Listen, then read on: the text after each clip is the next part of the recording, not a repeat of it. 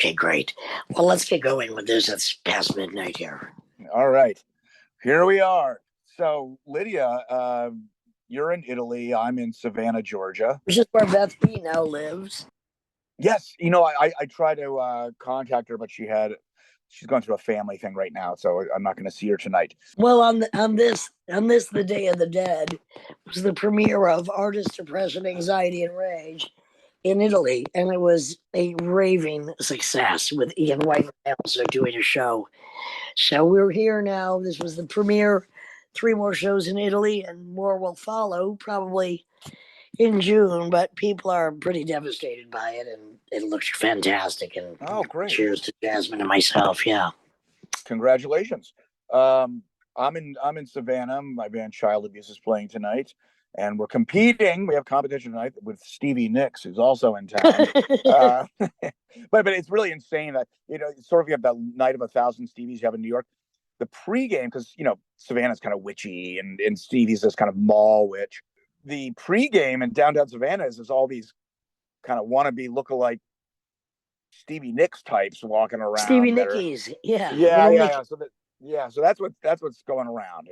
Well, last night on Halloween, which I didn't even realize Germany endorsed, I was in Munich with Mark Hurtado doing the suicide tribute, and up the street were about 200 really bizarre costumes. Of course, everyone at our show was dressed as they usually are for Halloween anyway. Yeah, exactly. Well, I mean, Halloween in Germany has become a thing over the last 20 years, but it's not like a huge thing, but it's still, people want to do that, I guess. I don't know.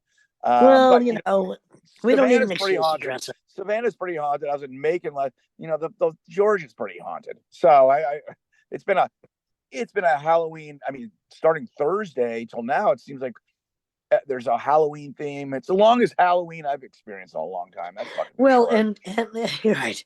And being the Day of the Dead, it was perfect to, of course, premiere Artist Depression, Anxiety, and Rage, because everyone in it has survived. Well, I'll tell you about someone who didn't survive.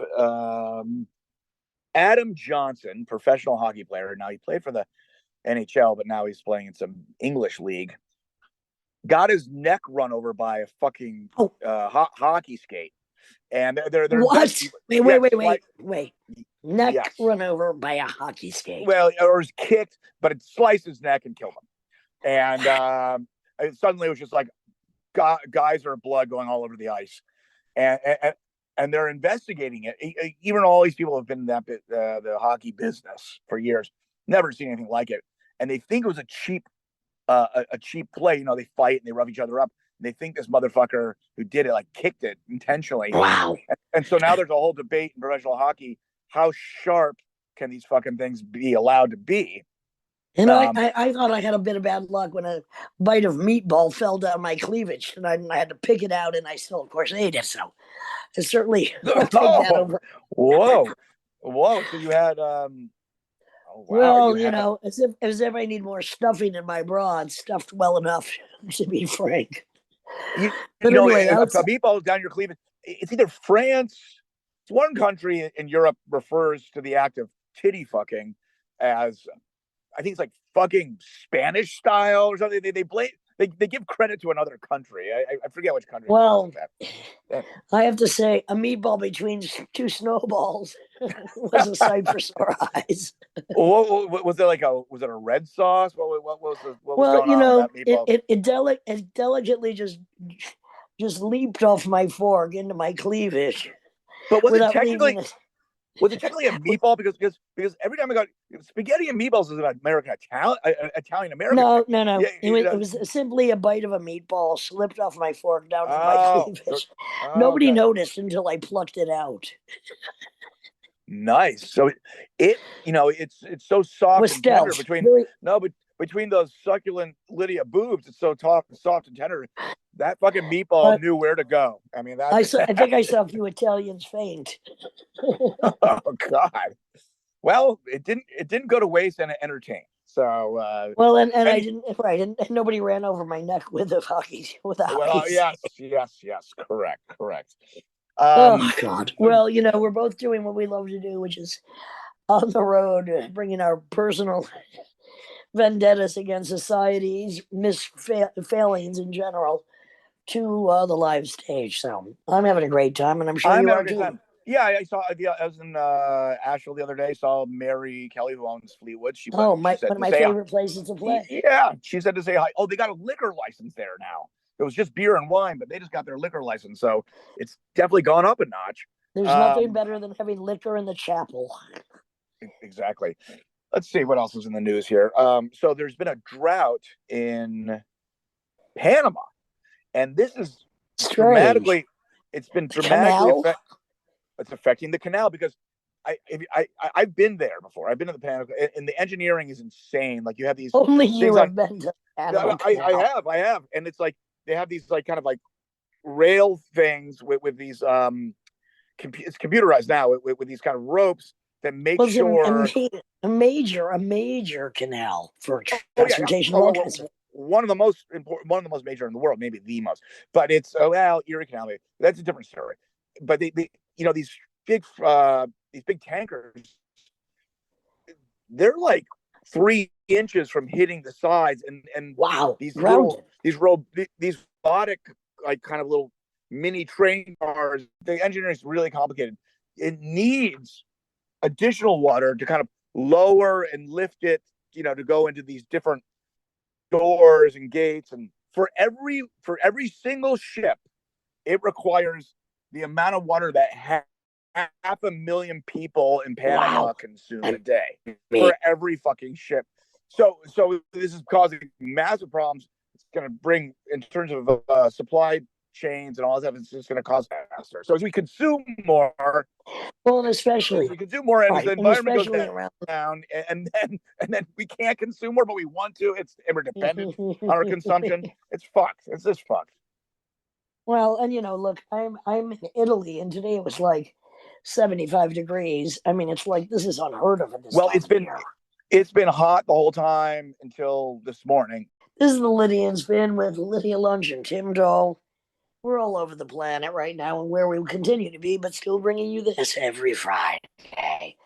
And today our special guest is Jochen Arbeit of Haut and Neubauten and various other projects, and a good friend of the Lydian Spin. And here we go. Tune in, tune out, drop in, drop out, do whatever you fucking do. We're always here every Friday. Thank you. Lydian Spin.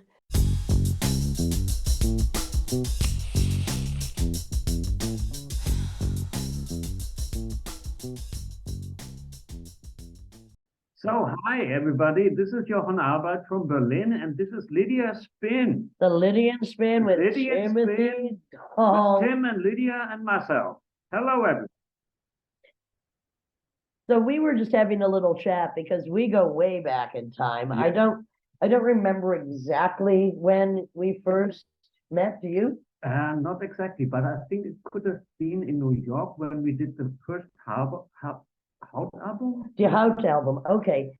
Or so the second one. All right, because so Die Haut was an incredible, very filmic instrumental band who at one point decided to have guest vocalists like myself and Kid Congo and Nick Cave on it, although I didn't see why they needed us, but nonetheless, we did it. I think it was a great idea to do that because the albums with the vocalists are really special. Still, what were the name of those? There was Kid, there was Anita Lane. It was Topless Body and Headless Bar. Oh, which is based on a New York headline, yes. That's right. And Head On. This was with all the singers. With the group Die Haut, which then we somehow managed to go to Russia. Yes, we went to Ukraine after Russia came down. It was as an independent state, and they opened up the first time a Goethe Institute, like a German cultural institute in Ukraine, in Kiev for the first time. Was this late 89 or like early 90? No, it was 91 or something. 91, okay. Yeah, after all broke down. Oh yeah, 91, right, exactly, yes. He invited Die Haut. Die Haut and the girl group Malaria. And Malaria, right? Hilarious. All-female German group. Yeah. And they invited us to play 3 shows there in a huge hall. And I asked them, how is this ticket sale? Yeah, it's all sold out. Okay, great. And then we played the first show, and it was not sold out. There were just army guys sitting on the front. Which made me happy, but however, it was all bought out by the government or whatever, right? For unions or workers. So the tickets were not on sale at all. Weird. Yeah. And so we had to drag our friends or fans in illegally to see the concert. Can you believe that? And also, I can believe it. It's a place where I befriended one very large mustachioed Russian cop, and I got him with a kiss in a chocolate bar to steal another cop's hat. Right. And that was, of course, one of my. Well, that's one of your play. That's in your playbook. Can I tell you my first experience in Russia with Lydia Lunch? Oh, sure. I will tell you about it. So this is, I think it's the second tour I ever did with her, and it's a European tour. And the first show is in Moscow. Then after that, we have to fly to Berlin. We rent a van and do the whole regular continental Europe. 3 days before we have to go there, they tell her there is no show. Of course, Lydia goes, well, guess what? I've already been paid. Our flights start by going to Moscow. We have to go make a fucking show. So we get there the day before. She has to do interviews, and they say, she's like, well, what the fuck happened? Because it's in a new venue now, blah, blah, blah. Turns out one of the co-promoters ran off with the pre-ticket sales money. And it was also then disappeared. Yeah, well, and then he disappeared. And then they go, don't worry. He's either dead already or he will be. The show must go on. Yeah. And the show went on and we got paid. Yes, well, exactly. I want to go back to when I went to Russia with Haut, and this was not long after Chernobyl happened. Oh boy! A good friend who I'm sitting here with now brought a whole trunk of food and drink because he didn't want a chance. He didn't want a chance eating poison food, and hence we're still alive. So I guess it was right after Chernobyl happened, right? Yeah, we were in Kiev. Yeah. And you were in Kiev right after Chernobyl. Chernobyl was like 87, 88? What was that? Yeah, 88. It was before, but everything was polluted, and it's very close. Yes. And we had this military guy sitting in our backstage room. Can you believe that? And there were only two channels. And one was cartoons and one was a waterfall. Yeah. And they didn't like it when they caught me goose stepping in their leather coats after I had already stolen a hat, but that's the way it was. Well, what I find interesting about Chernobyl, I mean, you could be in Kiev and it would be kind of relatively safe, but you could be in Bavaria because the weather systems right afterwards, where suddenly it was like raining in northern Italy or Bavaria or Austria, and to this day, if you hunt wild boar in Bavaria, you have to have it tested because mushrooms will harbor radiation more than almost anything. Let me say, Tim, we've been to Russia. I've been to Russia a few times. Hence, obviously not going anytime in the near future. Yeah. But what's interesting is it was so. What was considered a 5-star restaurant when we went had one light bulb, and the food was just inhuman. And also, don't eat at the places that only Russians ate at. You just shouldn't do that. But then, as we kept going, it was amazing how capitalism, and especially Moscow, the food improved, the prices went up, everybody's a taxi driver, and there we go. So the Haut tour with these various singers, of which one of my favorite collaborations, Dogging, which is online, which is like partially improvisational, just a diss rant against duplicity, is there. So we came together under the Haut, and then we lost track for some years, living in different continents. Yeah, and then I found Lydia again in Barcelona because I was working with dancers, and I had a job for months in Barcelona, and then we hooked up again, and since then we are doing stuff together. Well, we did a few duets together in places with guitar and vocals, but I must recall this one story that he came over to my house in Barcelona to make some food for our friends. And I am like Tim, we love very spicy food, but he made a Thai soup that was so spicy, nobody could eat it but me and him. Whoa. You were happy. I'm awaiting his Thai specialities right after. Did you grow up in Berlin? No, I come up from a small town up north, which Flensburg. Oldenburg, close to Bremen, Hamburg, up north. Oh, close yeah, to of the course, sea, yeah. close to the sea. We were just discussing how I asked him how he first knew that he was going to get into music. And okay, so his mother bought him an organ when he was very young, but he went from Cool. one instrument to another. But it was his music teacher in high school that really helped set him on the path, which is why it's so important that schools have music and drama departments. You know, it's the I don't know if you know this. I don't know what the German public school music education is, but in the United States, up until basically Reagan, people knew what the staffs and the notes were and measure, just basic shit. Like that's a C. That I mean, just really basic shit. Now that's completely gone. People know nothing about music. Like the most educated people you'll meet in America will know nothing about music. And then when you even talk about it, they start getting angry. In fact, it's like they don't even. It's totally eroded from the culture. It's bizarre. Tim, you know, Tim had some studies under Yusuf Lateef and other. I mean, really. Really. Great. I love him. I love him. Well, I got to play with him professionally, and we got along famously. But that's a whole other story. Here, well, I'll tell you one story about Yusuf Lateef. So, you know, we were hanging out, and I introduced him to like Florida satanic death metal, and I started playing this stuff for him, and he said, "Huh, a lot of tritones, which is the augmented fourth and the flat fifth. People, there's a lot of tritones." So, but you know, I concluded, I was like, I don't know if he likes this. Of course, he didn't tell me one way or the other, but he was very objective. He just said what it sounded like. You know, a lot of tritones, and he was correct. There are a lot of tritones in it. So let's go back in time for a minute. So you're in a small town. You have a great music teacher who's you know giving the instruments to the kids. Here's the keys to the music room. Go ahead. Right. Go play. And at a very early age, like many of us, you decided you had to get out of the small town and you had to go to where you knew the action was, which was, I guess, Berlin. Of course, for me it was, because also to get rid of the army at the time. Yes. Citizen of Berlin, you were not allowed to go to the army, and this was the trick. Be in Berlin, don't go to the army. You know, I learned a trick yesterday because I was in central Pennsylvania, and the one way you could have got out of going to Vietnam, if you were a Quaker, because because Americans are so into religion and the religious rights, and Quakers are pacifists. So if you were actually a Quaker, I was like, how come everyone wasn't suddenly a Quaker? I don't get it. Everybody becomes a Quaker. My twin cousins that had twin comic book shops in Rochester, New York, both of them, one went into the reserve but got busted for selling drugs, so he couldn't go into the army. And the other one lost enough weight so that he was underweight, hence always looking at Jesus Christ. So he didn't go either. So we know there are tricks to employ. So you come to Berlin. What year was that? And this was 1980. Now, of course, we had all these young men coming to Berlin because of this reason.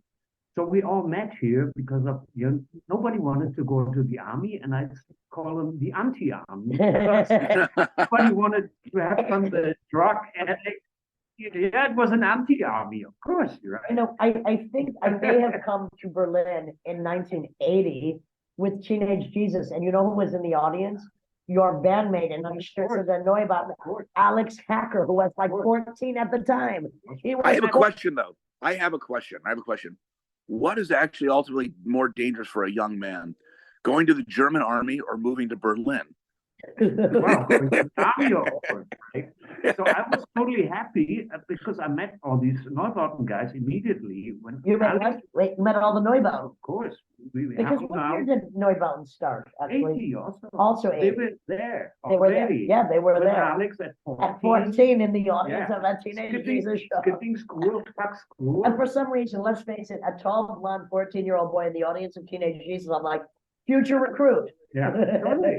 That was like this, right? So we all met here, and what we're gonna do? Oh, like a band. Boom. There you go. Like this, and it never stopped. And you know, I was living in London right after Neubauten started. Right. I think I was there in maybe 81, 82. And that's when I first heard about Neubauten through the birthday party. Right. And I think because the birthday party maybe came to Berlin to play, maybe I tagged along, I don't remember. But that's when I first became aware of just Neubauten in general. That's right. And then birthday party moved to Berlin because the drugs and the apartments were cheaper. Cheap drugs, cheap apartments. That's right. And sex, of course. I mean, Berlin is just kind of all the vices Look, right there. those heroin addicts did not have sex. Don't worry about it. Okay. But wait, I'm now thinking not about much. not much. No, I'm thinking about Thirsty Animal, an EP, and I don't remember anything about it, but it is an EP I did with Einstürzende about called Thirsty Animal, and I don't remember a single thing about it at all. Where it was recorded, if you were at the band, Hansa okay, studio, and was Roland involved in that or not? I can't No, remember. Roland was later. Okay. But I remember the instrument. It's a metal pipe, which it makes the sound as a. You think it's a thirsty animal. Okay, yeah. It's just a metal pipe, right? From what you use. I have to review that track because I haven't heard it in a long time. It's good. So I mean, over the years, So found sound is the technical term for this, and you guys embraced found sound, and that's. Well, I joined them later, but we were close. I was making my first tour supporting Neubauten in Holland at the time, because in Holland we had opening for them. Yeah. Oh, with what? With Kitty Sidney and Alex. Alex was banned from stage. He had to only be mixing. He was not allowed. Why was he banned? Why was he banned from stage? I don't know. I forgot. Too cute at 14. I don't know. Maybe he was too rebellious. Okay. For them, I don't know. So he was not allowed on stage, but he was only mixing. So I made with Alex, Kitty Sidney, and me. We were doing Sprung-Ostenbolken at the time, supporting Neubauten. Okay. And what kind of stuff was that? Well, it was a bit groovy and Kitty singing and, you know. Well, because you do have a very groovy side, and we'll get into that in a minute. Besides just the battering ram of Neubauten, I mean, you have many other projects as well, which we're going to get into. So go ahead. You started by opening for Neubauten. So then you traveled. There were no hotels at the time. You had to sleep at squatted houses. Like terrible. So you get to know each other really well. Yes. Sharing drugs. Tell each other. First time amphetamine came out, no sleep at night and stuff like that. So of course, that makes a bond. So I was close to the boys, over all these years. And so finally, 15 years later, I joined the band. So what were you doing? 15 years later, And to this day, as in Neubauten. So what were you doing between? De Haut was in the middle then, yes. All the time. So I mean, 15 years. I mean, De Haut was really, I have to say, because there wasn't, I mean, at that time, just a purely instrumental band, which I love. That was so filmic, it was so dynamic, and of course, I always remember your narcotics officer camp. Of course, that was fun. It was fun. Yeah, and we did this tour also with all the singers in Germany. You know, big festivals at one point for a week. We all got everybody together at one time, and there's still good stuff on YouTube. You can watch Dropping that's Live, amazing. And, you know, everybody on stage doing Little Doll in the end. So it's still there. It was a really good period for that. And I think I must have been living in London at the time, because that would give me greater access to be available for that. I don't know. I think so. Yeah, I think so. Because I was there. And then we did the Ukrainian thing. Afterwards, we did this 1 week of touring together. Big festivals. And then I do remember Templedome. That was huge. Yeah. Is that where the recording was for Dog? I think so. It's a very on YouTube. You can find it. So did the drug intake ever stop on this journey? Yeah. I stopped taking hard drugs when my first son was born. Okay, that's reasonable. Over 20 years ago. No, that's very reasonable. Time to start again. Yeah, sometimes I do quality control. When I'm at special. The narcotics officer is into quality. Do you consider alcohol a hard drug? No. And by the way, it can be. It can be. I mean, I mean, not the way we do it. I mean, first of all, let's not. He's German. I'm half German, so come on, we can have a drink, no doubt. That's fair enough. Do you drink beer? Because Lydia doesn't like beer, but you're German, so I have to ask. Drinking a beer now. I drink something else, maybe. Do you prefer Bavarian beers? Yes, I have Cologne beers. I have light ones. The Hellas. His cupboard is well stocked. And then I have a darker one, and I have a Pils. I have 3 of them. Oh, it's just so is Augustiner Helles your favorite light one? That's Helles. Yeah, that's a good one. So I have You a know, it's Helles. funny because you couldn't find Augustiner Helles in Berlin until it seems like a few years ago. No, 20 years ago you could. No, now you can. Now you can, but Yeah. 20 years ago you couldn't. No, of course, it was not popular. It became super popular, all this light Yeah, yeah. Berlin. Okay, so from beer to the destruction of new buildings. So after 15 years with your house Yeah. and hanging out with Neubauten for opening for them years before, what was the turning point that then suddenly you're inducted into the band? You Yes, invite yourself in, you're I call drafted. it going back to come around, or going backwards to go going forward. away to come home. Right. I had a family at this point. My son was born. I had a Canadian wife, and she decided at a point. I was running a bar actually at the time. Oh, okay. Yeah, the famous Exxon Pop and Sugar Ah, Bar of course, excellent. for years. No, that was the Berlin bar. That was for years The the Berlin Berlin bar. bar. Yeah. And of course, with a small family, it's not really healthy for No, her. no. And, So my wife decided she wants to go back. So we moved to Toronto. oh I boy. said, okay, Berlin, it was the end of the 90s. And that was enough so- at that point, yeah. It was not a good time. Every place has its cycles. Yeah. And so I decided, okay, let's go to Toronto, no problem. But me as an experimental musician, so I couldn't find any job. Yeah. No, of course not. No, I not couldn't Toronto find- at that time, You know, no. I could finance it for a year. Then my money run out. So I said, come on, listen, I go back to Berlin, I get a job, I send you money, and then we find a way. And the moment I came back, I got this job offer for Neubauten because they had a record done and the Yeah. noise, and they had to promote it. They had to go on tour. So there were two guys leaving the band, and they needed two more players. So that's how I joined them. Amazing. So, and then what happened to your Canadian wife at that point? I told them, hey, I have a All job. flower. You know, you can come back. And I found a new apartment, which I'm still living in. And they came back and we tried for another 2-3 years, but then she wasn't happy. So she went back. Okay. So she's the mother of your son. Are you still obviously in touch with her? A son who I am. now lives out off of Vancouver Islands, near Kayla Janice probably, and is doing quite well himself as a carpenter. And So it's interesting that the band his father has is about the destruction of new buildings, and then the son is the carpenter of new buildings. Yeah. Can I give you a Canadian joke for them next time Yeah. they're on your nerves? Or no, it's Rodney Dangerfield. He said, Canada, someone started a country and no one showed up. Yeah, that's true. Well, and what's interesting, is, my father was Canadian. Really? This is, I hey, didn't know. you learn something new about me all the time, like I learned something new about you all the time. Yeah. So the Neubauten thing, then what year was that then? 97. And you've been going at it still ever, and Ever by the way, since. just finished, just recently, like last week, finished a Yeah. double album. Yeah, we just did a double album, finished it last week. And the thing is, I mean, Neubauten, what's interesting is they're very independent in their releases. They do Patreon, they release their own records. They actually, weren't you you still do that, you are recording and releasing on the same night?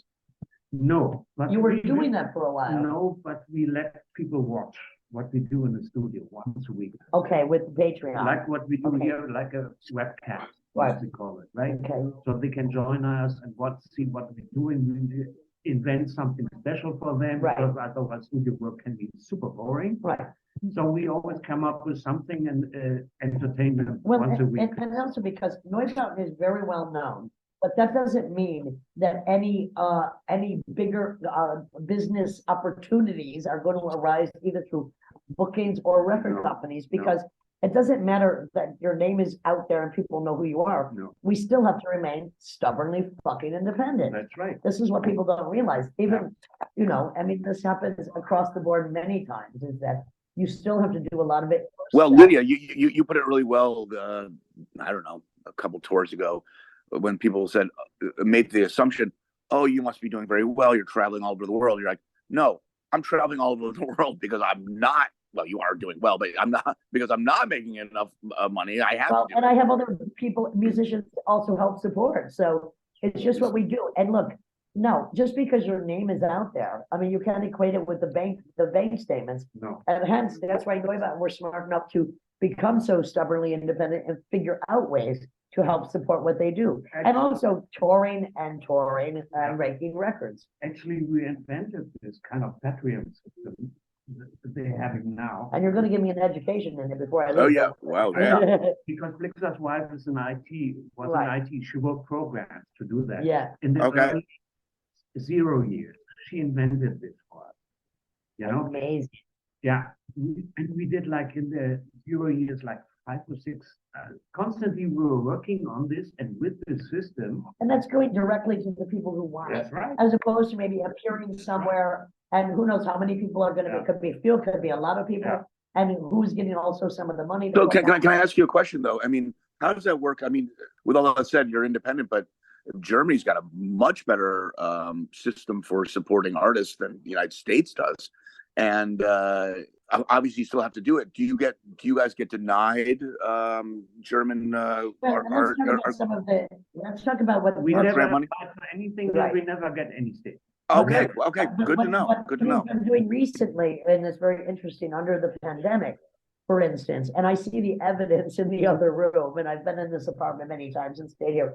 He now has a wrought iron steel bed that has been made into an instrument because Oh, of that's cool. a workshop that he recently did. Can you tell us a little about Yes. that? This is very fascinating. So the pandemic started, we had an album ready, we were supposed to go on tour, so we had to stop everything. Like everybody. Like Yep. everybody. Right. So I was sitting at home and we did for the shows, we did some video. I started with my girlfriend Sonja. We started to make music in our house here. So we did some videos for 2-3 months and then this stopped also. So I was sitting there, oh God, what I'm gonna do now? Gotta So do something. I got a call from the Cultural Institute just around my corner. Mm. So I'd be interested in mentoring 2 young musicians, maybe in October, November. I said, yes. Why not? Nothing to Sure, do. why not? Yes, do it. Only 2, that's Good easy. money, good Yeah. money. And then I checked the other guys who were doing the same workshop, what they offer to the people. And I found next month is a workshop with a Dutch instrument maker, Yuri Landman. And he Okay. supplies his stuff also to Thurston and Lee. Of all the Sonic time. Youth, Of yeah. Sonic Oh, yep, Youth. yep, yep, yep, So yep, it's yep. specially made instruments. Yeah, special made it. So I said, wow. I want to work with him. I got in touch with him. Can I join you? I said, yeah, of course you can join us. So I worked a month with him on this workshop. And after this month, I got all these crazy instruments at home. And Well done. one is a beautiful bed that has now been turned into a device of. So is there contact mics on it? How does a bed become an instrument? There's contact Oh, mics. Yeah. Okay. I put on piano strings and there's a device. Well, first of all, describe what the bed frame is. It's the like bed frame is metal. a metal bed frame, And which I used to sleep on. I'm glad I That's didn't right. ask you. Otherwise, Yeah. I'd be sleeping on strings tonight. That's right. And you he always works with pickups. Everything is with pickups. So Okay, they put well, keys- slow down because I'm very curious. What kind of pickups? Piezo pickups or magnetic pickups? I don't know, pickups. Because Well, yeah, right? piezos are vibration pickups, and magnetic, basically like like metal strings. They kind of sense like the vibration of the metal string. So okay. Anyhow, I'm just curious. Like, I'm trying to picture this whole thing. So there's a device. The strings go through a device, and the pickup picks up the noise, and you put it immediately into the amp. So you play the bed. I play the bed. You can play the wire. You can play the strings. You can play the everything. frame. So if there's a couple really getting down to business, like sexual business Oh, on you this can't bed. lie on that bed. No. Oh, you can't. Okay. Oh shit. Oh, I mean, somebody could be tied to the bed. Yeah. Preferably it's only metal chains. No, but this is only one. He has other instruments. This was based your on- special bed. Yeah. Your special instrument. I built this. I had the idea, and I got a grant for it to buy more equipment. And Yeah. Only I got a grant for everything I've done in bed before. My God, we'd all retire. So when a band's touring with a van and you have to kind of play Touring with a Tetris, and you're kind of figuring out how to fit all the equipment.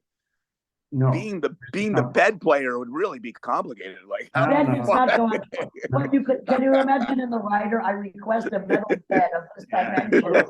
I Not think every day. I think I like this idea. I mean, We'll have even less if you're gigs than what we have now. so if you're a bedist, and basically it's like The bed which is. if you're a bedist and you're like I prefer this amp, and you start being a real snob about it, and you're like, No, I wait remember about one what amp. performance I did, and it's interesting, in Holland, and Glenn Branca was on the bill, and this was one of the most amazing performances I've ever seen, because half the audience loved it, half hated it. But I had this performance, don't even ask me why, where I had to climb up this long, like, birdcage up to this bed, where I did a performance, and I don't even remember what it was about, but I do know that Xavier Hollander was in the audience. That's all, that's my vanity. Wow. So Have you heard of the Hastings mattress? And not to digress, you know about this thing. Do inform. No. Well, so the Hastings mattress, they get up to about $600,000. Oh yeah, yes, they're made in Sweden with horsehair, and it's basically the billionaires all sleep on this thing, and then they're like, I wonder how much I could get for a bed made of my hair, because I have my hair. I have to cut it every 2 weeks, and I shed like a pony. I think I'm going to start saving my hair. Yeah, well, their justification is like, well, if you're on our bed, no. if you're living a quarter to a third of your life sleeping, you might as well spend $600,000 on your fucking mattress. Well, I mean, how much about Timothy Dahl? How much of my life do I spend sleeping? Well, see, thing is, you wouldn't spend that money, because that'd be a waste of money. Because I recently had a 1-minute nap, and I felt very refreshed. I must say. You're like that guy in Road Runner who's like Road Warrior, who basically I could be a cross between the Road Runner and one of the Road Warriors. You're right. Well, exactly. Well, you have like one eye open. No, you're more like a dolphin. You have a hemisphere that they were half your brain seen you with one eye open while sleeping, and Rat Bastard trying to talk to you, and I'm like, cut that out. He's trying to sleep, but he's got one eye. I learned from the best. That you split the hemisphere in the brain, so half of your brain sleeps like while the other half stays. Dolphin. Well, if you're a touring musician outlaw, like I think all three of us might be a little bit, sometimes you got to keep one eye open. I mean, you have no choice. That's true. You never know what could creep up, especially if you're sleeping in a bus with all the Einstürzende and the Neubauten. I know, which we still do. We did it to a last year. But the interesting thing about the new album is, it's interesting. It's a double album. It's a double album because we did a tour last year in the pandemic, which was not. I heard it went famously. Everyone said it was a great show. Of course it's great. But of course it's great. After 3 days, we did 3 preparation shows in Copenhagen. Afterwards, I came back, and for me it was strange coming out of isolation, being in the hotel, being in planes, meeting people, and so it was so strange. I didn't want to deal with it. Actually, I was paralyzed. Really? Yeah, really. Social shock. Totally. It was so strange. And then we decided on the next 30 shows, we play 30 shows during the pandemic. Yes. Exactly. Hello. Jeez. We play every evening in an improvisation. Every evening. Whoa. And then suddenly there's no people around, right? They're all running away, and you don't have to do anything. No. In the sense, well, the fans want whatever you give them. And by the way, after how many years in Neubauten, if you can't do 30 shows of improvisation, what can you fucking do? There you go. But I was panicking because I didn't want to play guitar on 30 shows. Because for me, that's a bit. Missed the bet. Yeah, you played the bed, so you brought the bed out, right? Wait. The bed did exist. But I had all the other instruments from UV, Landmann. So I put a case. Just weird little shit. Right. Weird shit. So I put a case in all the instruments, and every evening I put out one of these things. And we made totally new, different songs with these sounds. And this became now the double album. Out of the 30 songs, 30 evenings. Oh, nice. 15 came true. Right. So that's a double album with different sounds for me and really like interesting improvised shit. So the question is, so in previous times, are most of Neubauten's sets orchestrated? Because it does seem very spontaneous. In the beginning, the first year, after we joined. Me and the drummer, right? And then they had live sets, but we did this improvisations all the time, and Right. most of the great songs came out of this Right, improvisation. okay, Right. right. We have this card system called Dave. We take cards with cryptic information. My favorite album is the Jewels album, just made out of this Dave card system, where we are running around for half an hour in the studio and figure out What the hell shall does I that do? mean? Yeah. Yeah. So we got, with time, even on the last album, Yeah. we did half of the Dave's were improvisation. Right, with the cryptic notes. Cryptic notes. You have to improvise and come up with something, right? Which is really, I mean, it could be both a form of absolute freedom or an absolute prison. Well, you know, Right. there are different philosophies on this. Like Alvin Lucier, the composer, he claims that there is no improvisation. These are just permutations of modules that we've all dealt with. Yeah. And let me state this as a scientific investigator, especially of forensics. There have been MRIs of jazz improvisers' brains, and they are Right. slightly different because there is a mechanism which allows that freedom in there. So, I mean, and again, I mean, Tim and I, we have Murderous again with Matt Nelson, which is a 3-piece, which is absolute improvisation, Right. except for the lyrics are, the lyrics remain, but there's still room for improvisation. Well, yeah, I feel like my experience with the best improvisation is that you have to kind of just open it up and let the music play itself. If you surrender your own ego and you connect Right. with the people, Right. it literally just plays itself at that point. I mean, you just got to tap in. You just got to tap in. I'm going to go back to my first improvisational experiences, which were with Roland S. Howard, opening for the Right. birthday party, to which Nick Cave, that conservative Republican Christian, never thought was any, is poo-pooed it. But I have to say, the lesson it taught me in improvisation then is Right. it could be the best thing you've ever done, or it could be the worst thing you've ever done. And Right. you have to face the consequences. Right. But the thing is, it is a learning curve and it is a brave move, especially at that point in the early 80s, Yeah. when, I mean, outside of jazz, there was not improvisation. Not at all. And to just go on stage with a guitar and then random lyrics. I mean, and trust me, some of the shows were the best things ever, and some were not with Roland. Well, but I bet you now that would not happen with you. I mean, it's sort of like when people play poker, they don't. Their game is terrible when there's one person that doesn't know how to play poker. It throws everything. It throws everything off. Yeah. But Can you play or not? Well, and look, and sometimes, even the best of us suck. And you know what? The best lesson is when you suck, and you got to go, Jesus Christ, yeah, that did suck, and then you go on. Yeah. And you go on. What is interesting with the Dave card system, you internalize it over Yeah. the years, and then you start getting rid of it. In the end, I didn't look at the cards. I You just had know. a sound in my head I wanted to do. So That's what.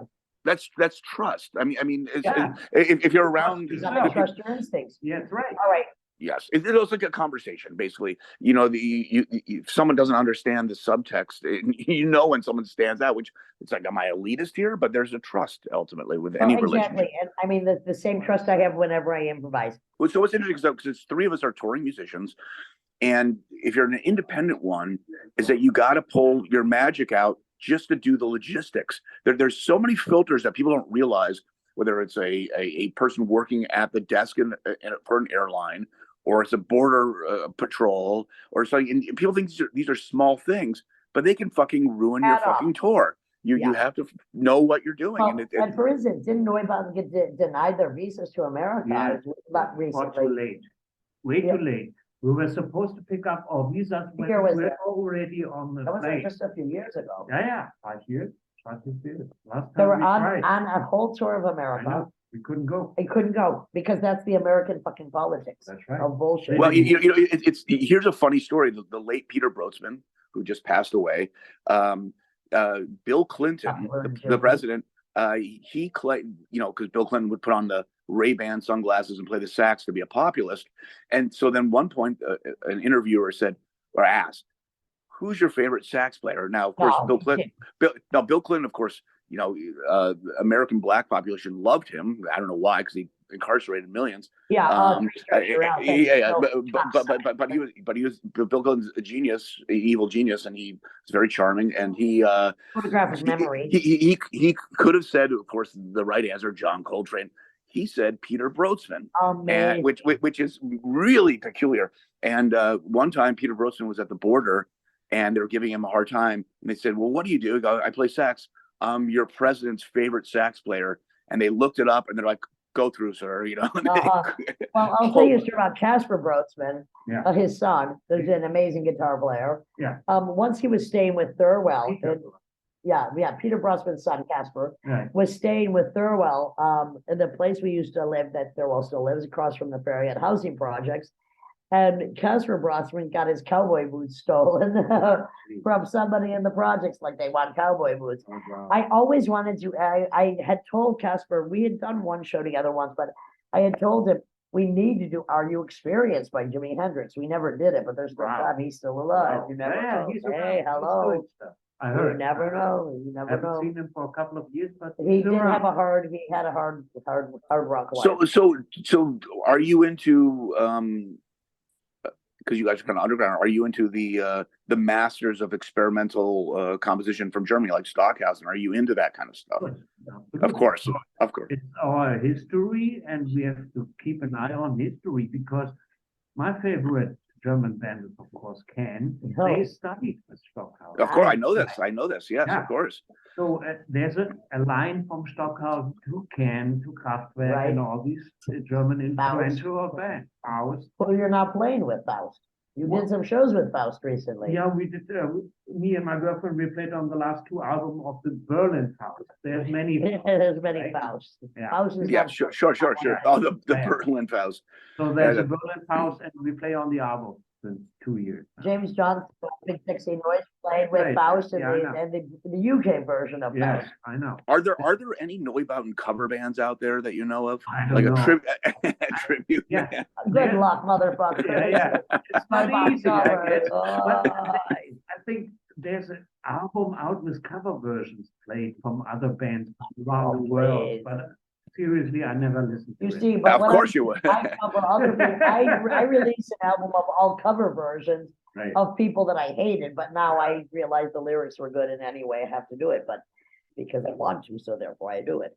But yeah, Neubauten cover band, oh my That God. would be a. That'd be funny. That'd be funny. Yeah, Well, you know, I know. so what a big thing is last night, this weekend is like kind of Halloween weekend here, and my concert, we were competing with all these people, these cover bands. All these musicians will come together, and there'll be another band. But Neubauten, Neubauten tribute band, Interesting concept. It's a bit difficult, I guess. I would Now that imagine. you have the bed, maybe there'll be a bed cover band. Yeah, the bed cover.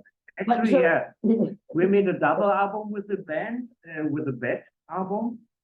It's on Dimaxion Groove Records. Which is from out of New York, America, right? Out of New from York. New York, and the other album, which is this, we made with the Crazy Instruments, is out on Erotodox Records, which is also American. We've also done some recordings with, a band you were in for a while called Automat, which I Yeah. really like those recordings very much. Right. And also, we did some duets together. Right. I don't remember where, I but thought you were inviting me, and I was coming, sitting on stage, and you were coming on stage, and I was asking you, where's the band? She didn't tell me that's just the two of us. That's I know that's you, fun. That was a good one. I- But actually, we are always prepared, so we're We are not a always problem, prepared. right? I don't remember where we performed or how many I shows. but- think it's the place where you're playing tomorrow. Oh, Lido, with the Suicide Tribute. Yeah. I So think now I'm on tour I'm not with, sure. I'm very happy to announce that the first showings of Artist Depression, Anxiety, and Rage are going to be at 4 shows in Italy. I'm very happy, and I'll also be playing with Ian White of Gallon Drunk and Big Sexy Noise, and I'm also on the Suicide Tribute tour, and here I am in Berlin right now. We're Catching up? Catching up. That's Right. what we do. Right. But I didn't remember how many duets. We did a few, Not too many. not enough. There's Not always enough. time in the future. Yeah. And that was just You should do guitar and more. vocals. Yeah, it's so And- easy. It is easy. You know? No, and I mean, like I said, after my initial improv things, which I'm very happy to do now, and especially Murderous again with Tim and Matt Nelson, with Right. anybody. I mean, Yeah. with Kevin Shea, drums, 4 shows in Texas. It's just you have to be in the moment, and that's the best part, as opposed to doing. Look, we maybe not so much with Neubauten because there's such a wide parameter of what can encompass any song. Right. But, you know, with something like Retrovirus where we play, although we have changed the set repeatedly, you're still playing the same songs and there is a Well, you know, if people ask me sometimes, well, what do you prefer doing this improv or doing retrovirus?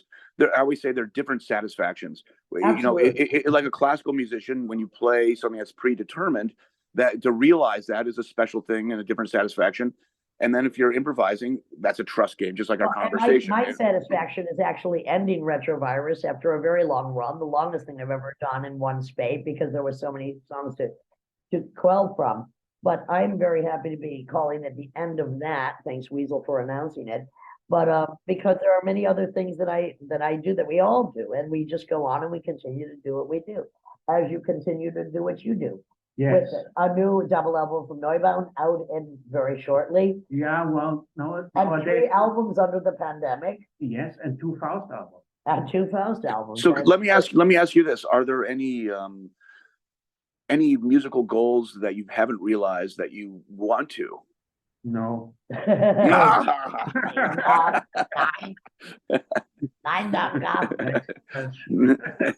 mean, I would say the same thing is because we continue to do what we do, and whatever form that takes is the form it takes. I was always happy with the come out of my musical input.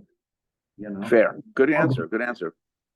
So and actually, there was a point where I was a bit fed up with all this rock and roll business. And as if Neubauten is rock and roll, but but the parameter is still rock and roll. You've been everywhere, you've done everything. That's the next, you know, whatever. Yes. I was around, I was maybe 45, right? That's a while ago.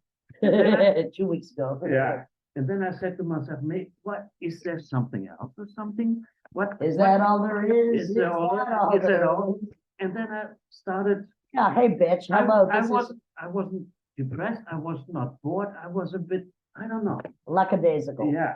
So then I met these 2 people here in Berlin. They were dancers. That's when you started to do something else. A Portuguese dancer and a Spanish guy. They had a big residency at the Volksbühne for and years. then in Berlin, and then in Barcelona. Yeah, that's what. And with them, with something totally different. It's funny. I can totally relate because during the pandemic, I started working with a dancer, and Pluto dancer, who's amazing from Japan. And going back to Stockhausen. Stockhausen would dance once a week, whether it was a Viennese waltz. He said to disconnect dance from music is denying yourself, and he would make sure he would go out once a week dancing because he feels like it was essential to connect with the dance. Well, for me, it wasn't dancing, but performance. So I had to open up and perform myself, which was really like from a guy from rock and roll or punk. Was crazy, but I did it, and this opened up a whole new world for me. Right. And I started working independently from band concepts. I only worked in band, so I could work minimal with dancers. Sometimes they don't need much. I could do it on my own. Right. And it was working for more than 10 years in dance and theater, and traveling a lot because in Berlin there was no jobs. Yeah. I was surviving. He was going to places and work with dancers. And whatever it takes. And I did this. And this was really opening up myself. Right? Because I was a bit fed up, a bit bored of all this. Yeah, well, that's it. Yeah. That we're always looking, if not really searching, but we're always ready for the next thing. It's not necessarily, it's not necessarily searching for the next thing, but it's always ready for the next thing. That's right. And that's put your antennas up. Well, that's it. I mean, it will. It's kind of like a Einstein point. It's like the answers are all in front of us. It's the questions, can you see them?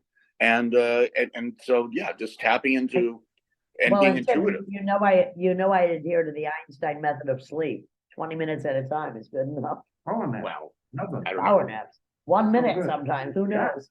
Help. Always help. Absolutely. Love it. I'm always. I mean, I can't say I'm always looking forward to the future, but I know I'm not done doing what I. No. Well, going back to Einstein, what's the future? Isn't everything all times kind of happening at all times? I'm in the present forever. Yeah, I'm in the ever present. Yeah. So wherever I am at that moment is, and I mean, look, the life of a true artist is you are living in an artistic fashion at every moment. It doesn't mean you have to be creating at every moment, although No, I dare you to put me with my prolific. All right, no. so let me That's ask you some. better. Let me ask you some Yeah. questions about your opinions. What do you think of identity art? What? What do you think of identity art, which is I very don't popular know. I right have no now? idea what that means. Like I am this, I come from this kind of Well, presentation of like tribal identity, which is very popular right now. You don't have to answer that question. No idea. But, That's a good answer. That's a good answer. Enough. no, well, and also look, identity. If you want to bring it over to my side of the fucking rails, it's like my identity. Try to discern what that is. Try to Right. communicate what that is. Good As I point. like to open my spoken word shows, you think you know me? You don't fucking know me. There are parts of myself even I don't know. You better know. You better ask yourself, do you know yourself? It's like identity. You could paint your fear or your joy on my face, but that doesn't matter. And I am forever in flux, but I am not a fluxus artist. no. So I always do my own identity things because that's You're the only your thing I can identity do. artist. Yeah, of course. you know, No other chance. Lydia, one of her great lines is the individual is an endangered species, and Why we stick there's together. Right. That's our tribe. Totally clear. That's why we've had 228 individuals on this. That's right. The Lydian spin so, or however many on the Yeah. Lydian spin so far. when was the last time a piece of music really moved you, and what was it, if you can remember? Oh, well, this happens all the time. Yes. Definitely. Well, I just found out a Pharoah Sanders record put out by David Byrne's label, Ah, a record which sells normally like for $500, which you can't get it anymore. And they put out this album again. And this really moved me. This one piece. You know, Lydia would It's always brand new. Lydia would always criticize, but she also likes me, so she was kind of curious because I'll listen to a lot of bad music and anger, and basically a really no, but a real hard critical reaction is also moving me. You know, because you know I want opinions. So well, and just like essentially you just said, knows it the happens whole all the history time. of music, and also enjoys really bad music. Well, enjoy it means I have a critical reaction of maybe anger, but that's moving Well, I'm me in going to its tell own you way. an album that is to me so beautiful I can never even listen to it, which is Stephen Brown and Blaine Reinigen. 200 Years of Music live in Portugal, which is Nice. just piano and violin, and it is. I had goosebumps just mentioning it because it is so beautiful. Yeah. And I remember one summer in Amsterdam when I was I don't know why I am not depressed. I was, and I listened to that record over and over again, and so hence I can never listen to it again. And it is my favorite album of all time. And I was very fortunate to have Blaine Reiniger play, for instance, on a Big Sexy Noise song and play on a Suicide Tribute song last time I was in Greece. So that is one album that is so powerful and impacting to me. I can't even listen to it. Wow. Yeah. Did you ever see Pharoah Sanders live? No. Did Okay. you? But I saw Once, yeah. Archie Shepp at the time. Well, I played with Archie Shepp professionally. Yeah, there He you go. was doing lectures at the university when I was studying. What? I played with I Archie. met him. He was I learned giving something. a lecture. I learned something And new about Tim actually, Dahl every day. in my hometown, when I grew up as a teenager, I saw Dizzy Gillespie, Buddy Rich Wow. live. They were In your playing, hometown? yeah, in my hometown when I was a kid. Because they were in the summers, these college Summer festivals, yeah. summer festival with the college kids, they were playing with the young Wow, kids. Dizzy Gillespie. Dizzy So- Gillespie, Art Blakey, and Wow. Buddy Rich.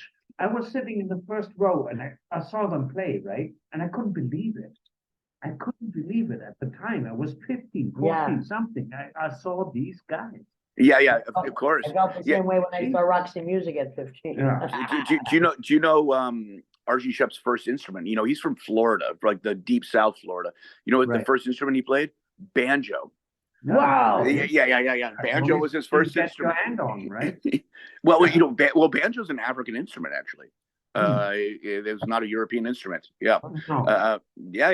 You always think of it as like deliverance. Or Well, Yeah. that's the thing about American music. It's such a hybrid of cultures, and banjo was something that just like the African American adopted Western harmony, and some of the Western instruments like trumpets and pianos.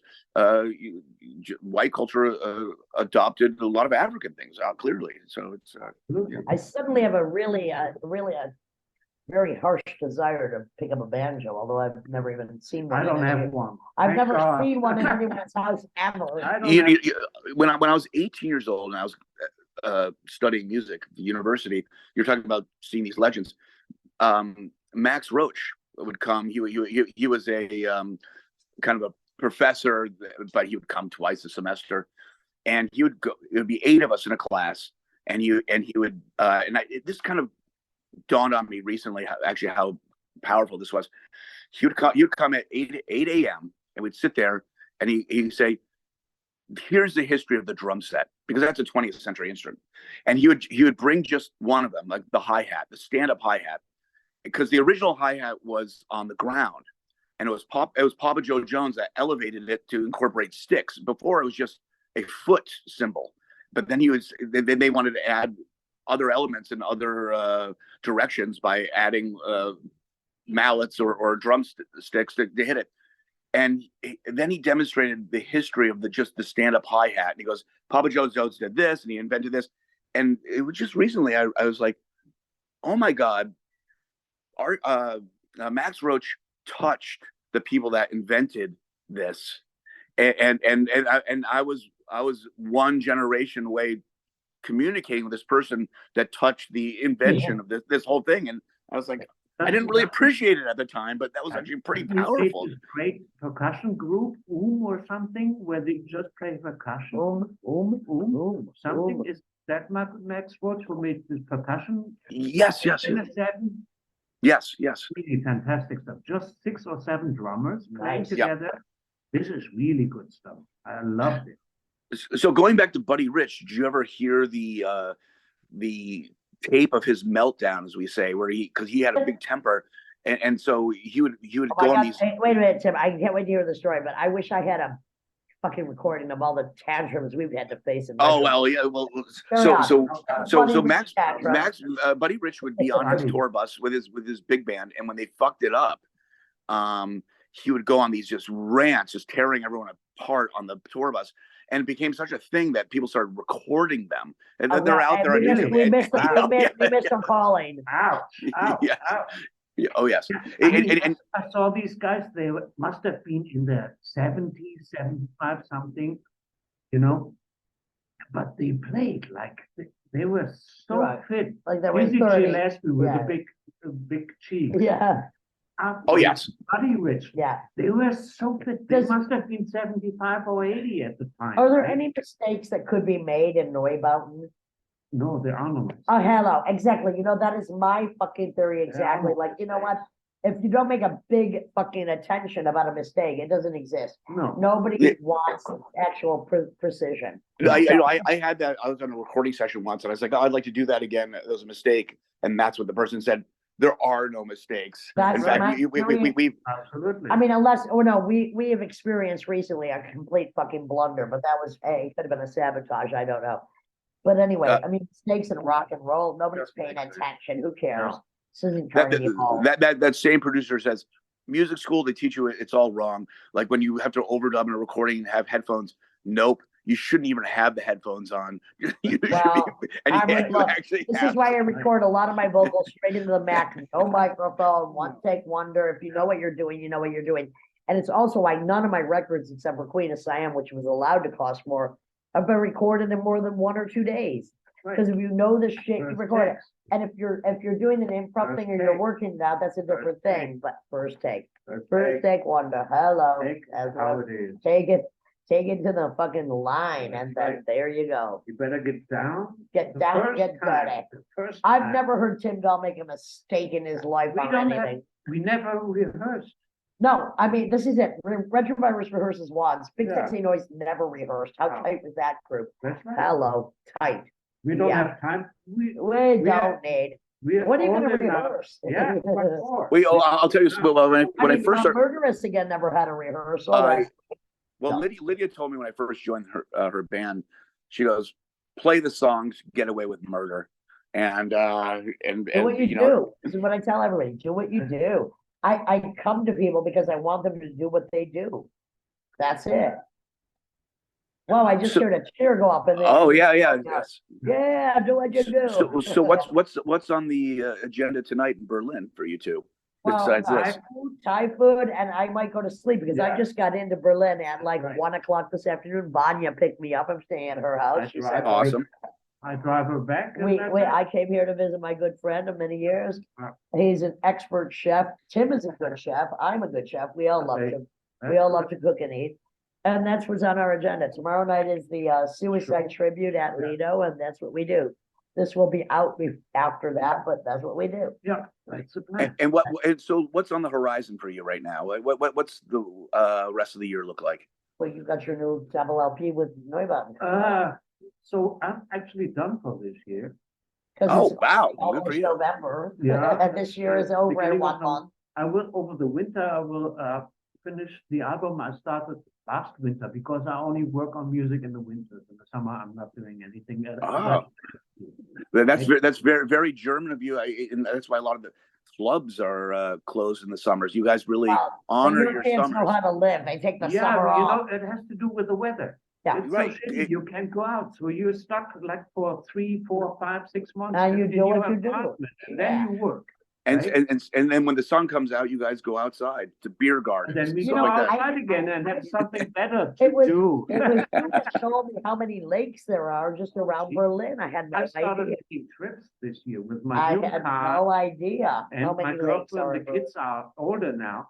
We went twice to Denmark. We made the Balkan trip because their ancestors come from the From the Balkans. Balkans, yeah. Jeez, we started making trips. So I go out anytime I Yeah, can. Croatia, Yeah. please, thank you. Serbia, Romania. Hello. And do you go to the Adriatic Sea? Do you go to the Adriatic Sea? You think where it comes from? Excuse me, I see like tons of garlic hanging and onions hanging. There probably might even be some truffle oil in the house. I'm not sure. Yeah. I'll investigate later, but So- not Thai So food.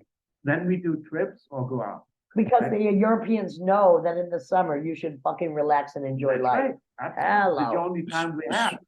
So what's your plan living in Berlin when the projected model, and so far the climatologists have been correct. In fact, the only thing they've been wrong about is it's happening sooner than later.